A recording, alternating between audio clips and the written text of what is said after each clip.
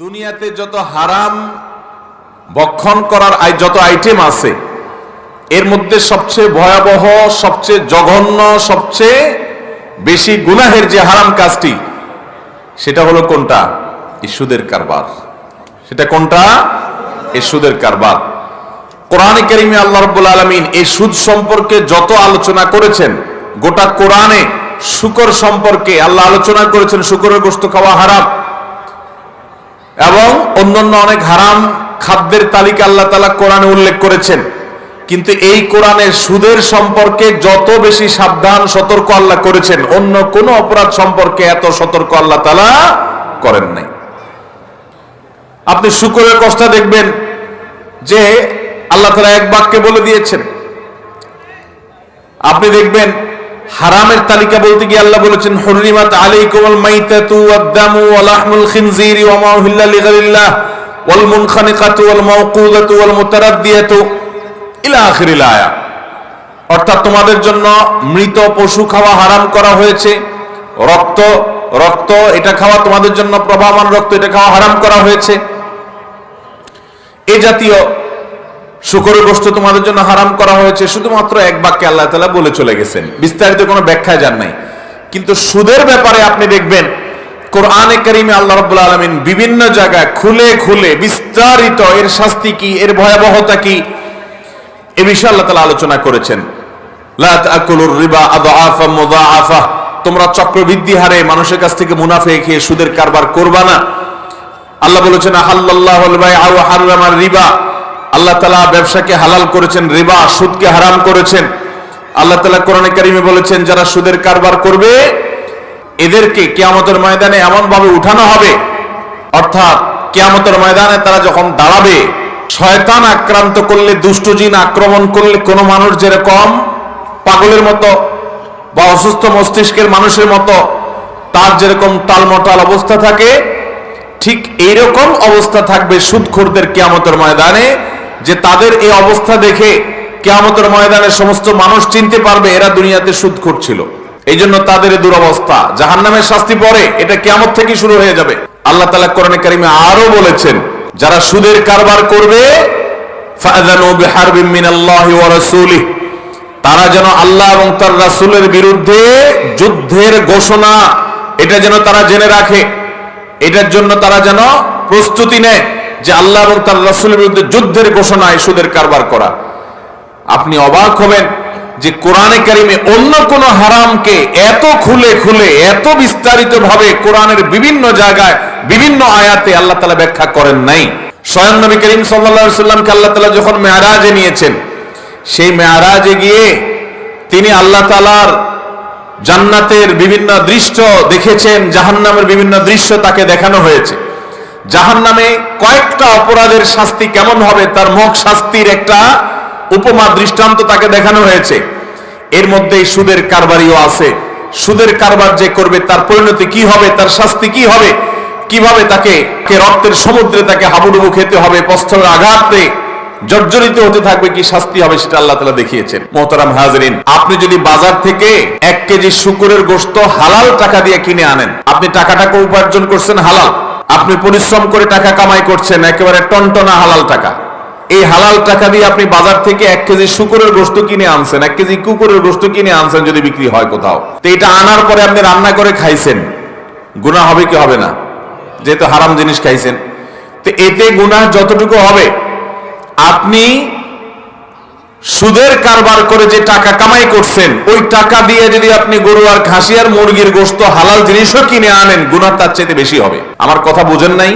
আপনি যদি একটা কুকুর একটা শুকর জবে হওয়ার পর সেখান থেকে 1 কেজি গোশত কিনা আপনি যদি রান্না করে খান, এতে তো গুনাহ হবে, হারাম কবিরা গুনাহ হবে। কিন্তু যদি আপনি সুদের কারবার করে যে টাকা কামাই করছেন ওই টাকা দিয়ে যদি আপনি হালাল জিনিসও কিনা খান, আপনি 1 কেজি গরুর গোশত যদি কিনে খান বাজার থেকে আইনা, ওই হালাল টাকা দিয়া শুকরের গোশত খাইয়া যতটা অপরাধ হবে, আপনার এই হারাম টাকা যেটা সুদ দিয়ে সুদের কারবার করে কামাই করছেন ওইটা দিয়ে হালাল খাওয়ার পরে গুনাহ তার চাইতে বেশি হবে। কারণ শুকর এটা নাজিসুল আইন, নাপাক, এতে কোনো সন্দেহ নাই, মজ্জাগতভাবে নাপাক। কিন্তু সুদের চাইতে হারাম ভক্ষণের তালিকায় ভয়াবহ আর কোনো কিছু হতে পারে। সুদের কারবারে জড়ানো মানে আল্লাহর সঙ্গে যুদ্ধ ঘোষণার শামিল। অন্য কোনো অপরাধের কথা আপনি বলতে পারবেন না যে অন্য কোনো গুনাহ করলে আল্লাহ বলছেন আল্লাহর সঙ্গে যুদ্ধের জন্য প্রস্তুতি নিতে। না, যুদ্ধের ঘোষণা শুনে রাখতে আল্লাহ তাআলা বলেন নাই, সুদের কারবার সম্পর্কে আল্লাহ বলেছেন। তাহলে বুঝতে হবে এটা কত জঘন্য এবং কত ভয়াবহ। এটা এত ভয়াবহ দেখে আজ গোটা দুনিয়াতে শয়তান গোটা পৃথিবীতে সুদকে এমন ভাবে প্রতিষ্ঠিত করেছে যে দুনিয়াটা সুদের উপর দাঁড়ায় আছে। এই সুদ থেকে বাঁচার কোনো উপায় নাই বললে চলে। কিন্তু তারপরেও ঠান্ডা মাথায় আপনি নিজে লোন দিবেন একটু সুদের যে আপনি মুনাফা পাবেন, সেই মুনাফার লোভে। তো মনে রাখবেন আপনার আখিরাতের আশা খুবই ক্ষীণ যদি আপনি তওবা করে ফিরে না আসেন। সুদের আরেকটা ভয়াবহ দিক হলো, দ্বিতীয়ত ভয়াবহ দিক হলো সুদখোর এটা মালউন মিনাল্লাহ।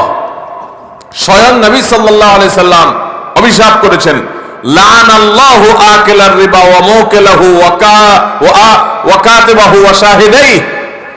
আল্লাহ তাআলার লানত বর্ষণ হবে, আল্লাহর গজব নাজিল হবে সুদখোরের উপরে, যে সুদ দেয় তার উপরে, এবং সুদের যে লেখে তার উপরে, সুদের যে সাক্ষী হয় তাদের উপরে, সুদের সাথে প্রত্যক্ষভাবে সংশ্লিষ্ট হয় সবার উপর আল্লাহ লানত বর্ষিত হবে। নবী সাল্লাল্লাহু আলাইহি সাল্লাম বলেছেন, আপনি সুদের কারবার করে আপনি টাকা পয়সা উপার্জন করেন, এদিকে ওয়াজ মাহফিলও আসেন, মসজিদেও যান, টুপিও মাথায় দেন, মাথায় হয়তো আপনার টুপিও আছে, মুখে দাড়িও আছে, হয়তো অনেক হুজুরে আপনি টাকা পয়সা দিয়ে হাদিয়া তোফা দিয়ে খুশিও করেন। মনে রাখবেন মক্কা মদিনার সব ইমাম সাহেবরা একসাথে হয়ে যদি আপনার জন্য দোয়া করে কোনো লাভ নাই, কারণ স্বয়ং নবী সাল্লাল্লাহু আলাইহি সাল্লাম আপনার জন্য গজব এবং লানতের বদদোয়া করেছেন। আল্লাহর গজব আপনার জন্য সুদখোরের জন্য অবধারিত। সুদখোর দুনিয়াতে মনে হয় খুব ভালো থাকে, দিনাতিপাত করে, টাকা পয়সা কামাই করে। মনে রাখবেন এই টাকার প্রতিটা পয়সা বোম হয়ে তার পেটের ভিতরে ব্লাস্ট হবে এবং তার জীবনকে জীবন্ত জাহান্নাম করে দিবে, তার শান্তি আল্লাহ তাআলা হারাম করে দিবেন। আখিরাতের তো অনেক পরে, দুনিয়াতেই নগদ শাস্তি পাবেন, মানসিক যন্ত্রণা, নানা রকমের আযাব, যেটা আপনি হয়তো কল্পনা করবেন না। হয়তো এখন উপার্জন করছেন 2 নম্বর পথে, এর ধাক্কা হয়তো 2 বছর, 5 বছর, 10 বছর পরে লাগবে, কিন্তু লাগবেই লাগবে, কোনো রক্ষা নাই। মোহতারাম হাজিরিন, জাহিলি যুগের ধারক হলো এই সুদের কারবারিরা। এটি হলো সুদের তৃতীয় ভয়াবহতা। চতুর্থ ভয়াবহতা হলো যেটা বলছিলাম যে নবী করিম সাল্লাল্লাহু আলাইহি সাল্লাম মেরাজে দেখেছেন রক্তের সমুদ্রে হাবুডুবু খাচ্ছে কিছু মানুষ, মৃত্যুও হবে না, মরবেও না, ডুবে শেষও হয়ে যাবে না, আবার কুলেও তারা ভিড়তে পারবে না। তাদেরকে ফেরেশতারা শাস্তির দায়িত্বে নিয়ে যদি ফেরেশতারা প্রস্তরের পাথরের আঘাত করতে থাকবে আর রক্তের নদীতে তারা হাবুডুবু খেতে থাকবে, এটাই তাদের শাস্তি সুদখোরদের। আল্লাহ তাআলা এই অপরাধটা এত ভয়াবহ যে নবী সাল্লাল্লাহু আলাইহি সাল্লামকে মেরাজে নিয়ে 4-5টা অপরাধের শাস্তি দেখাইছেন, সবগুলো দেখান নাই। এর ভিতরে এটা কত ভয়াবহ হলে আল্লাহ তাআলা তাকে নবী সাল্লাল্লাহু আলাইহি সাল্লামকে মেরাজে নিয়ে শাস্তি দেখাইছেন, যাতে করে আমরা সাবধান হই, সতর্ক হই।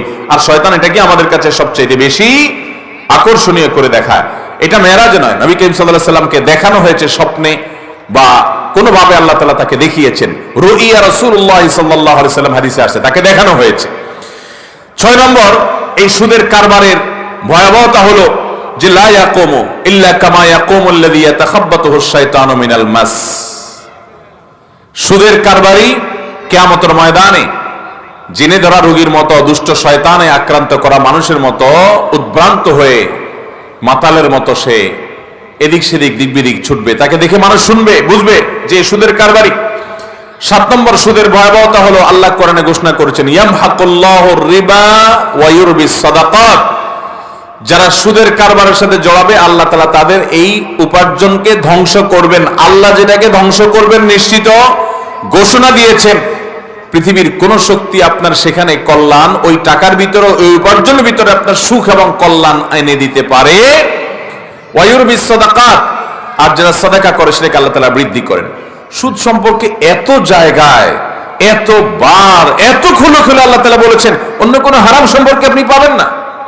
গোটা কোরআনে আপনি খুঁজলে পাবেন না যে অর্ধেক আলোচনা করা হয়েছে অন্য কোন হারাম সম্পর্কে। কত ভয়াবহ বোঝার চেষ্টা করেন মোহতারাম হাজিরিন। 8 নম্বরের ভয়াবহতা হলো নবী সাল্লাল্লাহু আলাইহি সাল্লাম বলেছেন ইজতানিবু আস-সাবআল মুবিকাত, তোমরা 7টা ধ্বংসাত্মক অপরাধ থেকে বেঁচে থাকো। ধ্বংসাত্মক মানুষকে শেষ করে দিবে। এই 7টা ধ্বংসাত্মক অপরাধের মধ্যে প্রথম হলো আল্লাহর সঙ্গে শিরক করা, আর এই 7টার অন্যতম হলো আকলুর রিবা বা সুদের কারবার করা। ওই 7টা ধ্বংসাত্মকের কবিরা গুনার আবার শর্ট লিস্ট, যে মহাপাপের মধ্যে আবার বড় মহাপাপ, সেগুলোর মধ্যে পর্যন্ত এই সুদের কারবার, সুদের উপার্জন, সুদের বক্ষণ, এটা সেখানে পর্যন্ত জায়গা পেয়েছে।